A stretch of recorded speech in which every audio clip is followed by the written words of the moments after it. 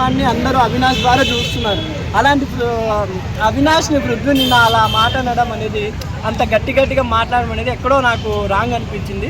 ఈసారి మనస్ఫూర్తిగా చెప్తున్నా, పృథ్వీ వెళ్ళిపోతే మంచిది అనుకుంటున్నాను. 100% వాక్ మై వర్డ్ నిఖిల్ గారు కానీ నబీల్ గారు కానీ ఉంటారు. గౌతమ్ థర్డ్ ప్లేస్లో ఉంటారు.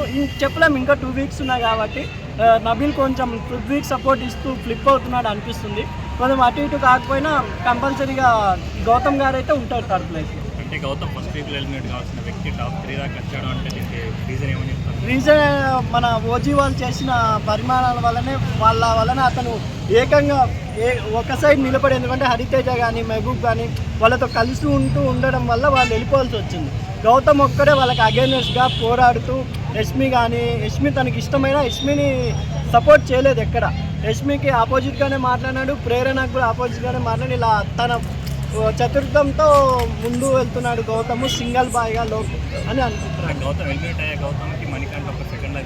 మణికంఠ లైఫ్ ఇచ్చాడు అనిపిస్తుంది. మణికంఠ ఆ రోజు ఆ డిసిజన్ తీసుకోకపోతే ఈరోజు మనకి అశ్వత్థామ 4.0 అని అతను లేకపోయి ఉండేవాడు. ఈవెన్ మణికంఠ బాధ్యత అతను తీసుకున్నాడేమో అనిపిస్తుంది. ఎందుకంటే మణికంఠ వెళ్ళిపోయినాక మొత్తం గౌతమ్ చుట్టే కెమెరాలు కానీ నాగార్జున గారు కానీ అక్కడ హౌస్మెంట్స్ కానీ అందరు తిరగడం జరిగింది. ఒక సీజన్ 8కి అవినాష్ తర్వాత గౌతమ్ కూడా ఒక ఎక్సైట్ అయ్యాడు అనిపిస్తుంది. ప్రేరణ మన సోనియా గారు వచ్చినప్పుడు కొంచెం ఎక్కడో ఫ్లిప్ అయింది.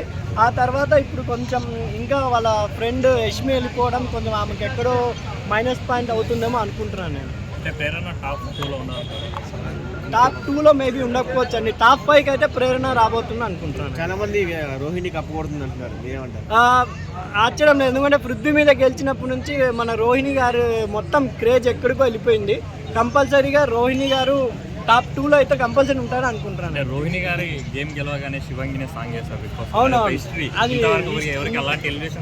ఎందుకంటే పృథ్వీ మీద గెలవడం, ఎందుకంటే పృథ్వీ ఛాలెంజ్ చేశాడు కదా, నువ్వు కామెడీ తప్ప ఏం చేయలేవని. అలాంటి పృథ్వీ మీద ఆడపిల్లలు తలుచుకుంటే ఏమైనా చేస్తారనేది నిరూపించిందామా.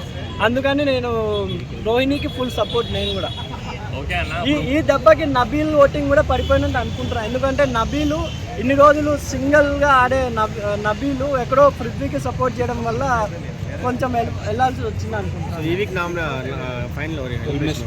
ఎలిమినేషన్ కంపల్సరీ పృథ్వీ అవుతాడు అనుకుంటున్నాను.